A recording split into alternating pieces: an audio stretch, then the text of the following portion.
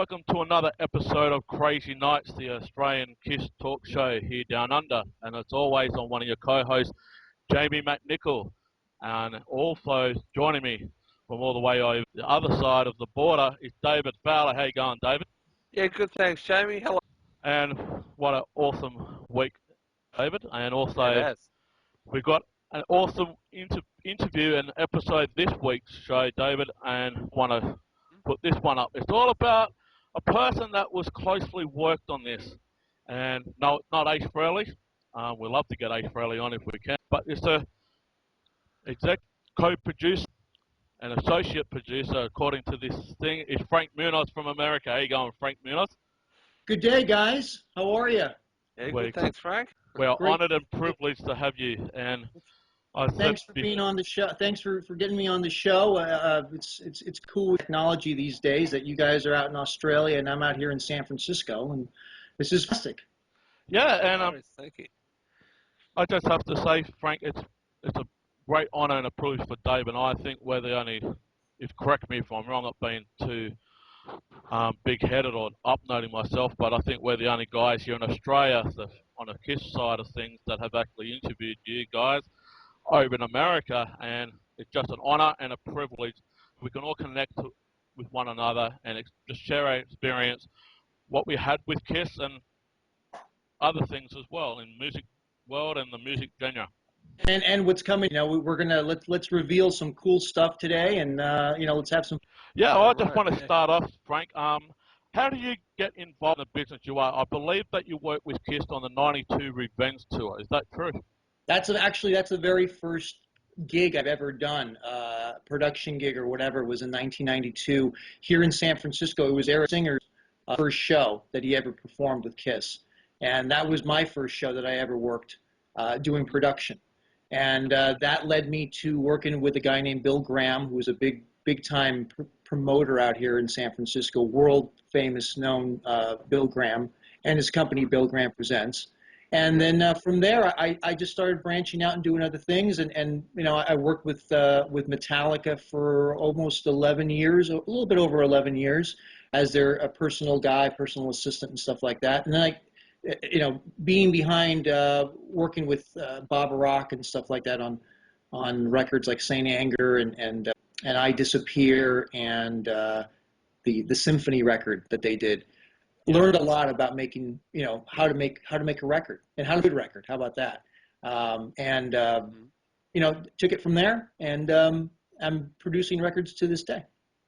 Yeah, and it's just hitting how you've worked with KISS in the '92 era. We got KISS in the '95 era of the tail end of the Revenge era, leading up into Union, and that was the first concert that Dave and I had both really seen. Dave was a bit older than me. He didn't get to go to the 1980 concert here in Australia. I was too young. I was about 9 years old when they toured here. Well, back then. I was only 1 year old.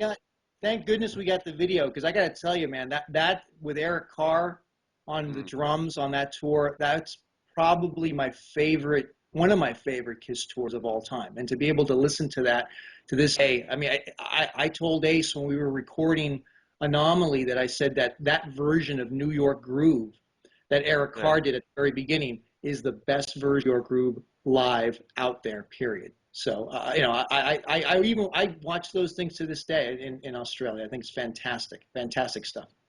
Yeah, and just for the listeners out there that's going to be watching this, Frank has sent us some photos, but before we go into that, I'd like to ask Frank, how did the Anomaly come about? I mean, there was a lot of things that had to be done in the process leading up to the recording size, and as I know, Ace didn't really have a lot of money back in those days.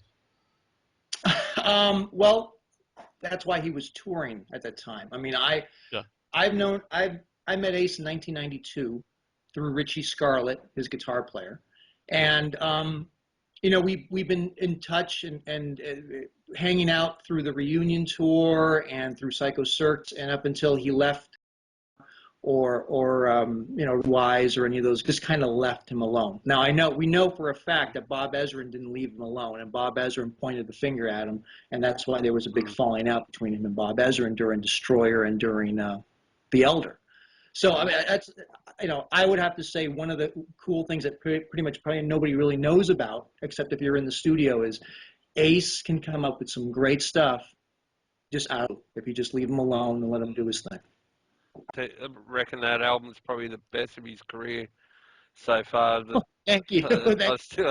I still listen to it a lot, even now. It's a great record, man. It's a great record. I mean, you got to, you know, I mean, it's for something that he had been working on, you know, in bits and pieces throughout for 20 years. For us to put it together like that and make it sound like, you know, how it did with the help of Anthony Fox, who mixed it. You know, I'm proud of that record. Very proud. Is there any other stories with Anomaly, like any unreleased material that could be released later on as a box set or for a next studio album as Ace Frehley? Because Ace's in the studio right now as we speak, so to say. He's actually in a studio up here by San Francisco, working on some music. I'm not working with him anymore. I got some other projects that I'm doing at the moment, which we'll talk about here on the episode.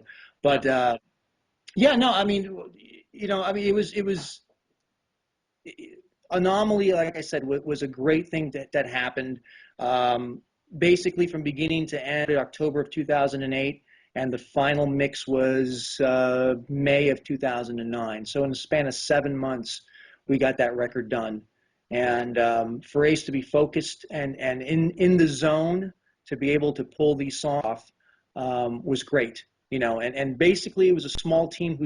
Derek Hawkins, his guitar player at the time, very instrumental in making this record. I mean, he was at Ace's side most of the time, guiding him through, okay, well, let's try this for this solo, or let's try this for this rhythm guitar. You know, let's switch the amps around.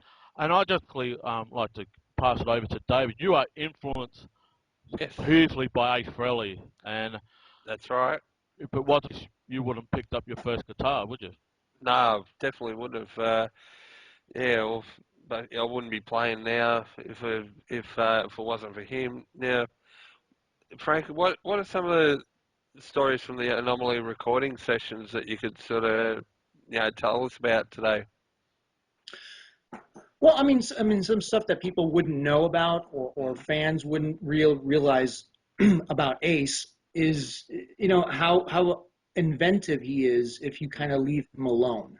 You know, I was invited to his studio back in 2001 by Richie Scarlett when he was doing the New York Steel show, which was a benefit for 9/11. And the guys were all jamming in his studio, which was more of a rehearsal space at the time. And nobody else was around. And I'm in there, and they were riffing on some blues stuff. And Ace came up with probably the most incredible guitar solo I have ever heard him play. And it was literally, he just kind of made it up as he went along. And that was a key thing that I remembered when we were doing the record. You know, just like if you leave him alone and kind of let him do his thing, he will come up with some amazing stuff. Now, if you think back to, you know, Hotter Than Hell and Dress to Kill and Rock and Roll Over and Love Gun, I'm guessing that's probably what happened. You know, I mean, he isn't really good when you point the finger at him and you tell him, get this done. When stuff is under pressure, he kind of freaks out. So that's something that fans pretty much would know, that, you know, Ace is very creative when he wants to be. Yeah. And it just leads me to the next question, Frank. There was another song before Anomaly came out called Hard and Free, which was later turned into Foxy and Free. I believe, I have heard on Three Sides of the Kind, and thanks to our guys from Three Sides of the Kind, when they interviewed, I actually heard the demo of that, and that actually a killer. It really did. It sounded raw, sounded original, and I believe that should have been on there instead of what it later became. But he wanted to do it. So that's it. I agree with you 100%. Hard for me was the first demo I heard Ace do Well, it's the first demo he played for me in 2008 when Mhm. Ace and I reconnected after a few years that we hadn't seen or talked to each other. He played me this demo, and I thought it was fantastic. I thought it's the first demo that Ace played for me in 2008. So that was what he was saying. Frank, I'm working on this album. Here's the first song. I heard it. I thought it had a great intro. And then when he started writing the lyrics, I really enjoyed what he was doing. I mean, to me, it sounded like Shock Me 2008. That's what I, because it had the double entendre. It had Yeah. the hard for me, like you're hard for me, but you make it hard for me type of Yeah. a thing. And I thought it was great. Now, what had happened was when at the very last minute when we were about to release the record, I sat with him and I said, okay, let's go over the credit. Mhm. Did you write this? Did you write that? Who wrote this? Who played on that? Did this? Who did that? And when we got to Hard for Me, he kind of stopped and said, I got to change something on that. And I said, well, what are you talking about? He goes, I might not have written all the lyrics to that, but I don't remember. So he was afraid of getting sued by another co-writer. Yeah. I guess that song was maybe about 5 or 6 years old at the time. So I had to change it to Foxy and Free and make it a bit of a Hendrix sort of a tribute. Now I said, well, Yep. Ace, you already have Fox on the run. We're already, dedicating this to Eric Carr. Another Fox? Now, I go, it's not going to work. Just leave it for Hard for Me. Yeah. Yeah. Right? Big deal, right? Who Mm. cares? But don't compromise the song. Yeah. And he didn't listen to me on that one. He changed it to Foxy and Free, and there you go. That's the story. But I agree with you, Jamie. It should have been Hard for Me. And guess what? I still got the demo sitting right here on my computer. So Yeah. the song's not lost. Nah. Well, Yep. we're going to turn. Well, go, Dave.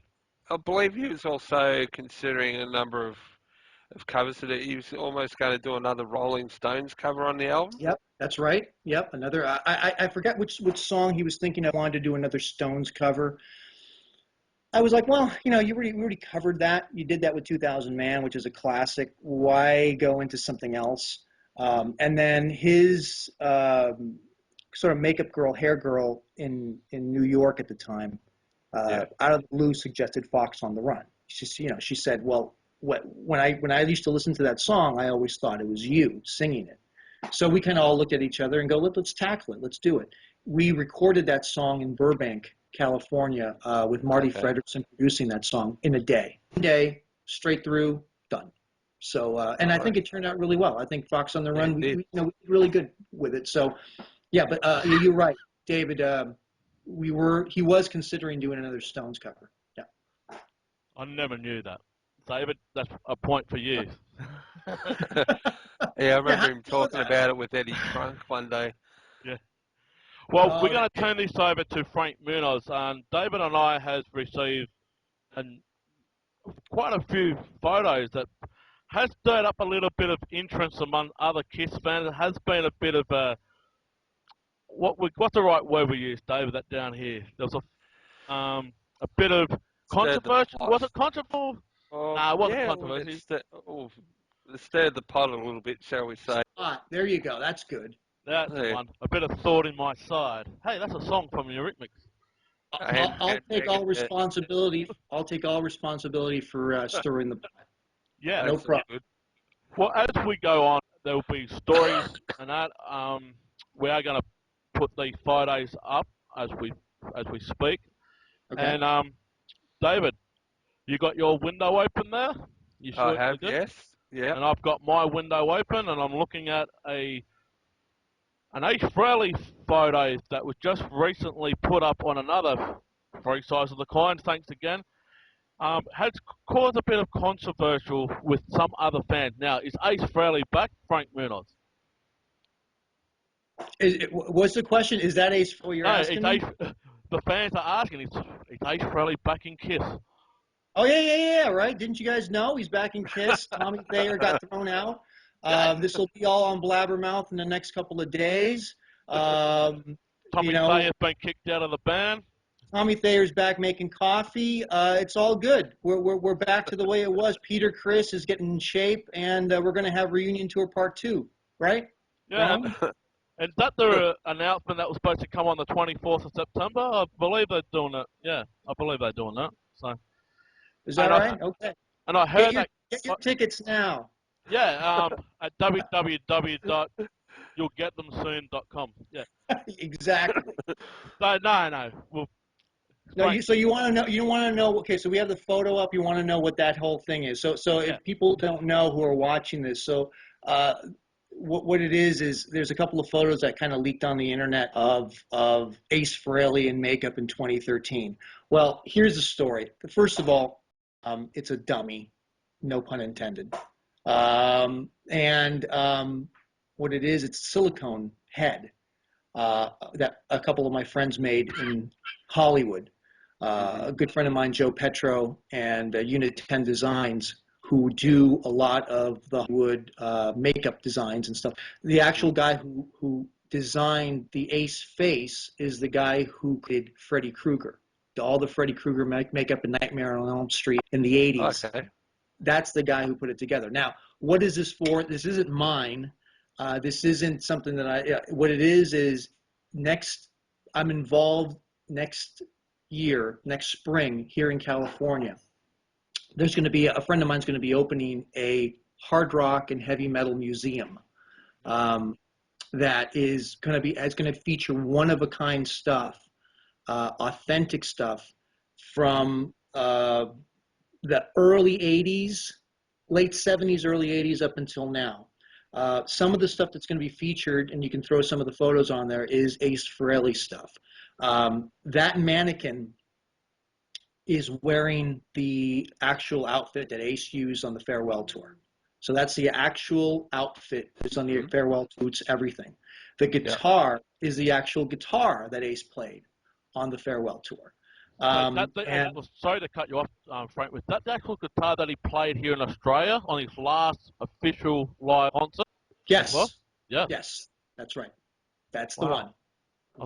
What the mannequin has wearing, that's what it is. Yes. And is that the same costume he wore in the Dunkin' Donuts commercial as well? Dunkin' Donuts commercial, yes. So my friend who's the collector, who's one of the biggest guitar collectors on the planet, actually got all this stuff directly from Ace. This was part of the stuff that was in the three sides of the coin. We talked about the storage locker where I went and found a bunch of stuff. He was one of the guys who came to us. I'm really interested in purchasing this, this, and this, and that. So he has, and this will be displayed in the museum, the original Budokan guitar, which was used for recording from Rock and Roll Over, Love Gun, the Ace solo record, Dusty, Unmasked, Elder, up until Frehley's Comet and up until Anomaly. That guitar is going to be in the museum. The New York Groove light-up guitar, the one that at the very beginning, that will be on display at the museum. The talk box from New York Groove, bum, bum, bum, bum, bum, bum, you know, the beginning, that the blue talk box, that will be displayed with everything as it was in the studio in 1978 will be displayed in the museum. So it's going to be very heavy influenced with Ace, but there's going to be some great stuff. We're talking the actual rig that Steve Vai used in the Eat 'em and Smile tour in 1986 with David Lee Roth. The whole rig will be there. We're talking guitars from Jimmy Page. We're talking guitars from ZZ Top. It's going to be a really cool destination for fans to go to a art museum, see this stuff on display. The real deal, no phonies. This is the real thing. Now, so that's coming in May. Yeah, is that going to be a worldwide thing or just focusing on the States at the moment? We're going to start in California and just leave it there for a while and see how it does and see if people, make it a destination. Kind of like the Rock and Roll Hall of Fame is and stuff like that. Now, look, we all know, and the old discussion about Kiss being in the Rock and Roll Hall of Fame, it's not going to happen. I think everybody should just give it a rest and move on with their lives. Yeah, exactly. We don't need it. We don't need it. Well, I mean, look, there's a lot of behind-the-scenes stuff that fans don't realize, a lot of politics. If you want to come and honor Kiss and all these other great bands, here's a great place to come in, where you can actually see the stuff on display. It's in a temperature-controlled environment. and you can come and look at it and see it and really have fun with it. Well, Dave, we're going to catch a boat to America. I'd like to know how You much guys you are my guests, no problem. Come on down. It's right. It's literally about an hour and a half away from San Francisco, maybe an hour and a half away from Sacramento. It's right in the middle of California, and all the details and everything will be coming out in the next couple of months. Wait, and did that mannequin move at all, or was it just solitary in one spot? Because it looks No, like, yeah. no, you can move the hands in any position to play the guitar that you want. We can move the legs. We kind of moved his head around and tilted it. It's definitely very movable. But it's a one of a kind. I mean, that is a one of a kind. They're not making any of those. It's not something you can just go to a certain store or find it on eBay. It's not going to happen. It was a one of a kind item, and listen. We online, a lot of fans think it's actually Ace, and that couldn't be more of a compliment to the guys who made it. I actually said to myself, "That's Frank Munoz. He got himself in race rallies," but I knew it was a mannequin. I knew it was. But the fans would just jump straight on, and I believe Three Sides of the Coin took it straight down because there was a lot of stuff going on. Oh yeah. Well, now listen, you guys put it up now, and let's ride with it. It's all good. I mean, the thing's got real teeth. It's crazy. It's the real deal. I mean, it's as close to the real Ace Frehley as possible. Yeah. So actually, as we're talking about this right now, we're actually speaking with Peter Criss as well about obtaining some great stuff from him for the museum. So there might be some Ace, an Ace wing and a Peter Criss wing for this thing, hopefully soon. So we're talking about it, but we'll get more details as they come. But there's the mystery. There you go, mystery solved. It's not Ace Frehley, and good luck with that. Now the next one below those mannequins was a leather jacket, tour jacket from Australia 1980. Talk a little bit more about that, because I actually have one in a Sports Stars, Superstars of Legend. It's not exactly the same one as this one. That was in Ace's locker, in Ace's storage unit, just sitting in a box with a bunch of other stuff from the late '70s. Ticket stubs from Madison Square Garden, stuff like that. Again, jacket laying in a box. I pulled it out and took photos of it and stuff like that. There was also that Australian 1997 tour, kind of like a robe that he had. That you can put that one up as well. Yep. Just stuff that Ace had, I mean, that he collected, that he just threw into his storage unit as the years went by. I just have to ask you a question regarding those the storage and how you went through the boxes. Why did he not take good care of it? I mean, I know you've been asked this before on Three Sides of the Coin, but it just tickles my brain that he's a guy that was idolized, millions of fans around the world, and still is. And still is, but never took care of his own personal treasure. Well, I mean, look, the easiest way I can answer that is, look, if you, I don't care how popular you are. I don't care if you're the president or the prime minister of your own country, or you're a reverend, or you're a rock star. Yeah. You can be a slob. Yeah. You cannot pick up after yourself and just not care. So that was the main thing. It's just, that's who he is. That's who he is. And if you see how Paul Stanley lives, or Gene Simmons lives through his family jewels show, where they have, they live in a very nice house. It's very organized. It's very neat. You've got a house cleaner that comes in 2 or 3 times a week, and they, everything is spotless. And the way Gene has everything in his office, that is meticulous, and everything's there. Complete opposite with Ace. Yeah. Mm-hmm. Politics, a lot of money involved. That between the owners of the Hall of Fame, who are the same people who run Rolling Stone magazine, who have never given Kiss any props at all. Yep, exactly. There's no way they're going to put him.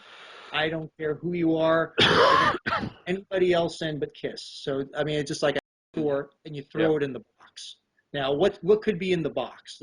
You could have old guitar picks. You could have little bindles of drugs, right, in the 90s. You could have used rubbers. You could have, I mean, who knows what was in those things? But it was just a matter of grabbing the stuff and throwing it in and being done with it and moving on, right? Yeah. He's not a neat freak. You know, the reason I went through his storage locker was we were going to do an auction. That was the game plan, to make money to make Anomaly. Mm-hmm. And we were going to auction off his things, just like Gene and Paul did the Butterfields auction in 2000, where they went through they did the same thing. They went through all their storage units and stuff like that, pulled out all their stuff, and sold it, right? And made a lot of money out of it, millions of dollars out of it. We were going to do the same thing to be able to fund the record, and we did. You know, I mean, like I said, selling a bunch of guitars, selling a bunch of those jackets that you see and stuff like that. Yeah. We got the money to fund to be able to pay for studio time, mixers, producers, stuff like that to get the record done. So you know, in all, it worked. But that's the game plan. And again, you asked me why because that's who he is. Yeah. I mean, I know Gene Simmons can be a real slob in the motel room, but no. This is in great nick. These photos, it's in miraculous condition. It's just said in a cardboard box. I'm just saying that should be. Yeah. Just in a cardboard box sitting there. Yeah. I mean, and like I said, I found other gems. I found the key to the city from Cadillac, Michigan from 1970, was it 75, 76? 76, yeah. 76. Yeah, that was just sitting in a box with magazines and stuff. Like just, you know, there was no rhyme or reason. It was boxes from 77 and this box is from 86. It was just all thrown in different boxes, and it took me probably October, November, like 2 full months in there literally by myself, going through all this stuff to weed everything out and go, this is something we could sell. This is junk. You know, he had a bunch of the dolls from Psycho Circus, you know, the big dolls, and they were all beat to crap. You know, all the boxes were all smashed together and stuff like that. So I'm like, well, maybe if Ace grabs the doll and holds it, we could sell it. But, you know, if he just sold it to a fan, it's just a beat-up doll. Yeah. Well, even on the website, that would have been another thing, too. So. Right. Well, you know, I mean, I tried to do my best on that. And like I said, I accomplished my goal to get the record done, and that was the goal at the time. Now, I want to go forward just a little bit. There's a photo at Cobo Hall. Yeah.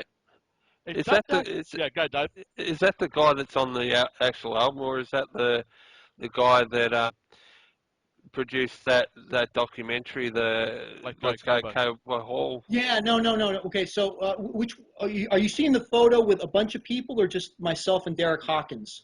No, that's you, Ace, and.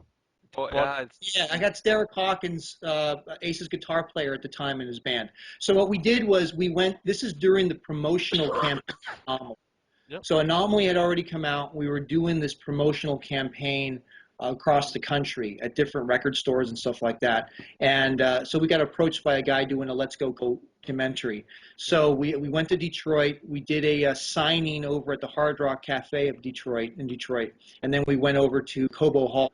And you know, the word was that they were going to demolish Cobo Hall, or what they were going to do is they were going to rip out all the seats and make it into a convention center.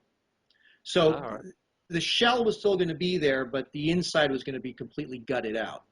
And they were going to do that within a couple of months. I don't know if they've done it already. I haven't been in touch with them, so I really don't know. But Ace and I went in there with Derek, and we just took a bunch of photos, you know, and that's one of the photos we took. I had the copy of Alive.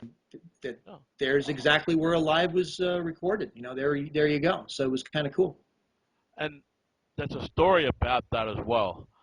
I would like to talk about that. Just lead up before you guys walked, well, especially Ace, there was a car crash at the front of the hall. A car went into the glass doors. Yeah. You know, I'll send you that photo as well. So, no, actually what happened was, so we're leaving Cobo, and we get into a taxi, and we're heading out to the hotel. And as soon as we're driving, I mean, well, we know, let me backtrack. Taking those shots, so those shots that you see me and Derek standing with, we hear a complete bang happening outside, and are they starting construction now? I don't know. It sounded really weird. So then we leave, get into a cab, and we're driving out, and I turn, and we see a cab that had gone right through the front doors of Cobo Hall, through the glass doors. And if you look at the cab license plate, the cab Yeah. license plate is 666. Oh So God. Marilyn Manson and Ozzy Osbourne, eat your heart out. Come to the Cobo. But it's that yeah, type. no, listen, isn't it a great way to say goodbye to Cobo Hall? Big old Yeah. car crash, right? Now, There you go. have they actually demolished Cobo Hall, or they actually turned into a car museum like they was going to? Yeah, that's what they were going to do. They were going to gut out where all the seats and stuff were and just make it into a showroom for cars. Yep. Yeah, unbelievable. I mean, we've had stories about Ace want to wreck up cars in the early 70s and 80s and God knows, but next minute he wasn't actually driving his taxi. He was, he wasn't driving his taxi this time. I mean, there's a story about rock soldiers and how he. Oh, here's a story. Let me tell you this one. I haven't told this one. So I'm going through all of his stuff, right, in the storage locker, and inside some magazines or something, or like it was no, you know what? It was a binder. It was like a notebook. Yeah. There was Ace's 19, I believe it was 1971 driver's license, cab license. So he Okay. was a cab driver. So Yeah. it was this blue thing that said Paul Fraley is given permission to be a cab driver in the New York metropolitan area from this date to this date. And I believe it was like 1971 to 1972. And it was a photo of Ace. He Yeah. looked like a teenager. And I don't know what happened to that, but it was sitting there. And I remember, he looked, he goes, "Oh, I haven't seen this thing in 41 years. Look at this thing." It was really funny. But it was his cab driver. Yep. And Paul Stanley was a cab driver. That's right. That's right. And then the cab goes through Cobo Hall.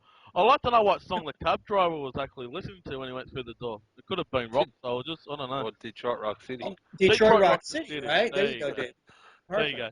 Now, I've got another photo here, and I'm going back a bit. And there's a photo here of Ace leaning up against the car out of Back to the Future, the DeLoreans. Yeah. So when we were in, okay, so we went down to look for, and this was in December of 2008. A friend of mine was working on a show in the Universal Studios called Ghostbur that had Jennifer Love Hewitt in it or something like that. And we actually got a midnight exclusive tour of Universal Studios. So we went to all these different places in the middle of the night. It's like 1 a.m. And we went to the the Frankenstein set from 1931, and we went to the Psycho House, and we went to the little car museum where they have the Animal House car and the Back to the Future car. So we just started snapping photos, a bunch of different photos and stuff like that, and it was a great night. It was a fun night. It turns out, obviously, like anywhere Ace goes, a lot of the fans who were the who were the wardrobe people or the set designers or the assistant directors of the show just were like, "Oh shit, that's Ace Frehley," and so he ended up taking a bunch of photos with him and stuff like that, and it was a great night. It was really cool. But that was from our trip. That was December of 2009 or 2008. And he does look a bit like the unholy Dino style of Gene Simmons with the black sunglasses and he gone the street look as well, the dark street look. And I reckon if Ace Frehley was around at the Revenge, he would have made a good.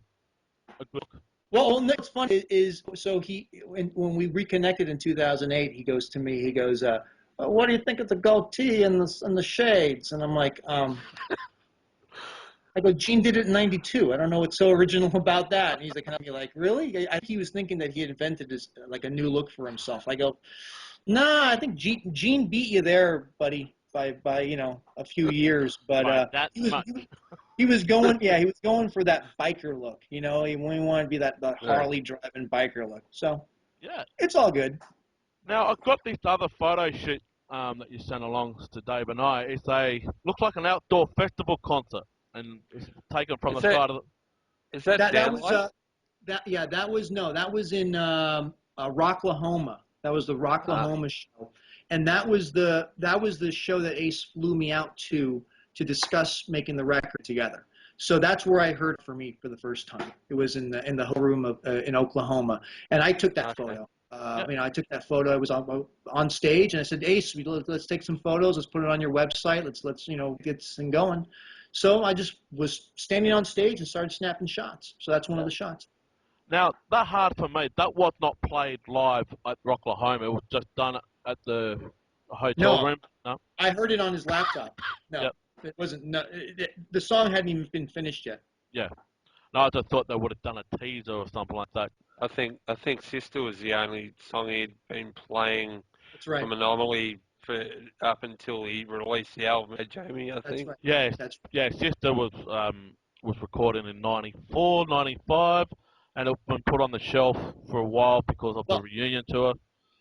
Here's another little story about that. So obviously I'm friends with Richie Scarlett and Steve Budgie Warner and Carl Cochran and his original his band that he had back in the '90s that that worked on that song.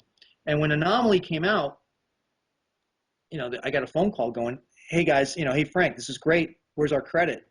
I go, listen guys, I wasn't there in the '90s because they had said, well, we were part of writing Sister. And I'm like, well, I don't know. You gotta take that up with Ace. Again, I sat with Ace with a piece of paper and said, Sister. Yeah. That. Okay, great. Whatever. I wrote that. Okay. So I mean, it was like he, if he wanted to give people credit, he could have given people credit, and there you go. It is what it is. Got some project working on now, Frank? You Yeah, want to man. share with us? I'm doing a lot of different stuff. I'm actually in the middle of a tour right now. We have some days off. That's why I could do this interview with you. What I'm actually doing is I'm the promoter and I'm putting together. I don't know if you guys are fans. I know there's a lot of things there, but I'll put this photo up. I'm doing the Jesus Christ Superstar 40th anniversary tour. So I'll show you that. And with the original cast from the film from 1973. So we've been doing this all over the place. We're going to be doing the East Coast here real soon. So I'm putting this together. I'm kind of hosting it as we go along, and it's been a lot of fun. And I got to tell you, the fans out there from Jesus Christ Superstar are as crazy and passionate as Kiss fans or Metallica fans out there. I mean, they got tattoos and they got, it's like, you inspired my life, and you're the inspiration why I do this and I sing, or so it's been really cool. I've also just released a single from a new country artist. Her name is Lauren Ashley. She's from Atlanta, Georgia. And I actually sent that to you guys, the link for that. Maybe you can put that link up. But she's 21 years old. It's kind of a country rock sort of a vibe. And it's burning the charts up right now. It's on iTunes worldwide, so everybody in Australia can get it. And all over the world that has iTunes can pick it up. 99 cents. Or in America, so I don't know what it is out there, but it's a bargain, and she's going to be the next country star. So we're really excited about that. Anthony Fox co-wrote the song and produced it and played all the instruments on it and everything like that. So it's the team that brought you Anomaly. We're doing this, and we got a bunch of other stuff coming up later on this year and beginning of 2014. So a lot of stuff happening. Yeah. And I'll just have to say that song from Laura, it is just mind-blowing. Every artist that you have worked with, you have made them, well, it's them personally, but you have directed them to step up to the game a little bit, especially with Ace Frehley. His game compared to the other Stole Ace stuff. I'm not saying that Frehley's comment was bad. I'm not saying that Trouble Walking was bad. But that lift their game up, and every artist that you have worked with since has basically came out and outdo themselves, and I applaud. Thank you very much. No, I mean, I'm a perfectionist too. I want this stuff to sound fantastic. I want it to sound great, and we achieved. Anthony Fox and myself achieved that success at the beginning of this year with Jason Newsted from Metallica on his Metal EP. And so I don't know if you guys I've got that one. Yeah. I've got it. And Dave, it's metal, right? I mean, it's rock. Definitely, yeah. And Dave, I have to say this, and we'll talk as soon as we go off air. But Jason Newstead is coming to Soundwave, Dave, and I know we're going off a bit off track here, and the fans don't really like to talk about other bands, but we do. But Newstead is coming. I believe he's done it. To Soundwave for the Festival. Soundwave Festival tour here, which can't wait to see. And Hopefully. also, I just believe David, and I think it was early this month, he was on stage with Megadeth doing what that was, Phantom Lord. Phantom of Lord, and he was Yeah. actually singing vocals that. on that, yeah. And So, I mean, really cool stuff. Like I said, I'm really proud of every record that I've done so far, and I hopefully will do more. And you know, it's about quality, and it's about great sounding records with great song compositions, and not just filler. I'm not a guy that likes to put a lot of just crap on there. You know, with Anomaly, we went through every single song, and there were songs that didn't make the record, but it had to be good. You know, and when I heard, you know, whatever Fractured Quantum or you know, Pain in the Neck, or any of these songs that, you know, I brought in Outer Space. You know, Outer Space was a song that was sitting around.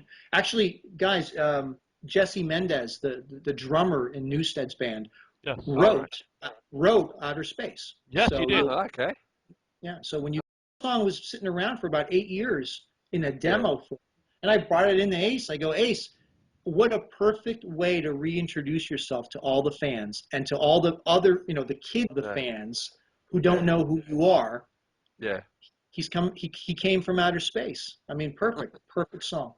And Exactly. I mean, I will say this story about at the reunion in '97. I actually met Ace Frehley in Was Perth. he nice to you? He was, but not to the other people. He was. I'll say this: he was a bit intoxicated at 2 o'clock in the morning. He came down from his hotel room, but he does walk like a human crab. He can't walk in a straight line. He's got to walk on the side. And yes, he had his bodyguards and his security beside him, but that photo that you see behind me, Frank, he actually gave it to me personally, free of charge. And he said, "I'm sorry for putting you through such a hard time back in '90." And I say, "Man, I thought you forgot about all that." He said, No. You'd be surprised I can still remember. I've had days of moments, but as we talk along about it, I'll remember everything.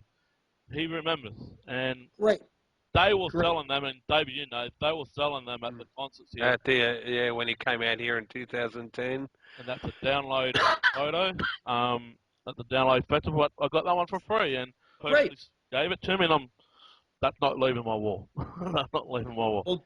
Well, good for him for remembering that. That's good. I mean, you know, that's one thing he's always said. You know, he wants to make amends for all the crap he put people through when he was using, when he was intoxicated, when he was high.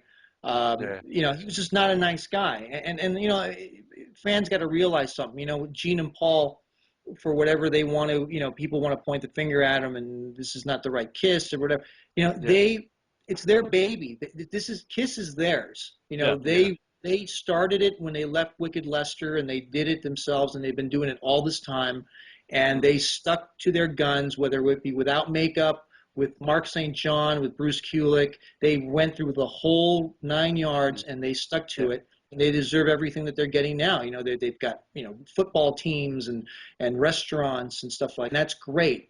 And you know, them not working with Ace anymore, you know, it took their toll. I mean, if you guys went to your job and you worked with a guy who didn't want to work, who was a slob, who wanted more money than you're making, right? If you're working if you're doing 90% of the work, but he wants the same amount of money, you're going to say, stop, wait a minute, you know. Exactly. So I don't blame Gene and Paul for anything. They deserve, you know, Kiss is theirs. Yeah. So that's just the way it goes. That's my opinion. Yeah. And well, on the positive, just before we wrap up, on the positive note, I know exactly what Ace is going through with the recovery side. I'm a recovery person myself. I've got over 14 years clean and great. And I know exactly what he's going through. It's not an easy trot, but it does become easier. And one day at a time, that's all it is. But my addiction is music. You know, it's like Alex Cooper. Alex Cooper changed his addiction to playing golf, and it doesn't hurt anybody else. And you know, I just love it. And with Ace Frehley, when he came to Australia in 2010. No, yeah, 2010. I'm sorry. Yeah, it was Yeah, 2010. Yeah. he was the most tight played performer I ever seen. Even though he's been great in Kiss, but outside of Kiss, he was tight. He was sharp. He was on time. He Right. was never late, and yeah, he just feed off the crowd like he normally does. But he was more relaxed this time, and it was just one of the best shows that I ever seen. Well, there's a lot of fans. I get a lot of fan stuff through my website and stuff. And why don't you put out this, or why don't you put out, why didn't Ace put out some concerts from the 90s? Why doesn't he put out New York Steel? Why doesn't he put out this and that? Well, we sat there. I've sat with him on a computer and played him New York Steel and 1995 and 1993 and all these different shows that exist. They're in pro shot. There's multi cameras. They sound fantastic. Everything is great. He just doesn't like the way he looks. Yeah.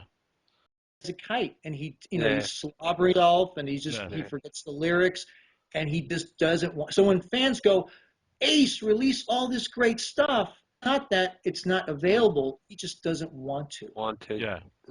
So I mean, where are you gonna where are you gonna go with that? I mean, whether you, it is a part of history. And guess what, guys? When he was on the reunion tour in the makeup, he was high as a kite too. Yeah. And I will talk another story about the farewell that happened here in Sydney that I do know. But I won't go into it just yet. There's a funny story. And yeah, you're right, Frank. There's a lot of back stories that I do know inside the camp. And right. He's again, I mean, how do you blame me? I don't blame Gene and Paul one bit, because, I worked with a sober Ace, and he was hard to work with. So I can't even imagine. I knew Ace when he was using, and it was literally. I mean, we almost, Ace and myself almost got into about 2 or 3 car wrecks in Los Angeles. Yeah. Because he was just high as a kite, driving down 100 miles an hour down the highway in Los Angeles. So I've seen all sides of it, and again, he's not an easy guy to work with. No. So you have to have a lot of patience and.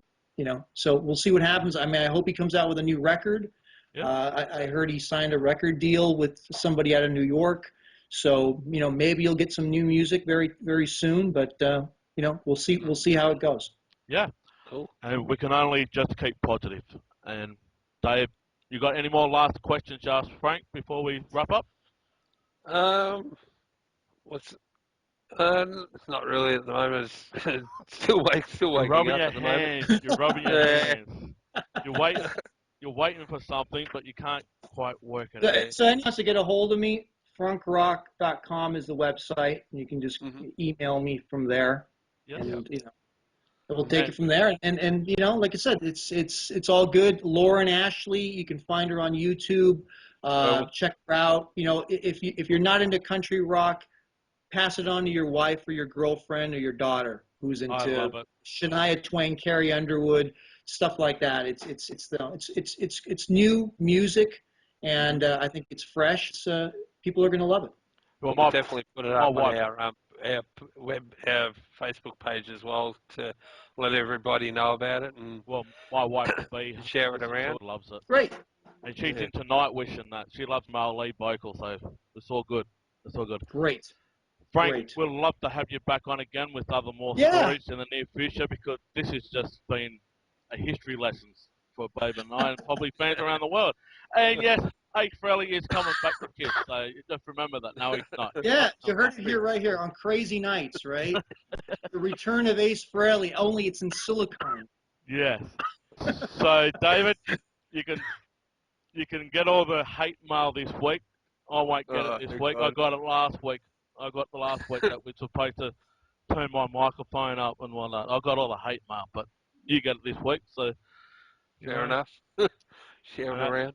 But no, guys, you know what to do. You can join us on Facebook and Twitter. We do have a Twitter page of Crazy Nights 1 at Twitter, and also Frank can be contactable on his website, frankrocks.com, and Dave can be seen down at the next Hawthorn game this Friday night at the MCG. Actually, I'm not going, but I'm only joking, Dave. no. But cool. yeah, just join us next week, Frank Munoz. It's been an absolute pleasure. Thanks, guys. And Dave, Steve, we better get Frank. rocking. We Yeah, better get all rocking. right. Guys, you know what Good to do. night. Let's They try to tell us we don't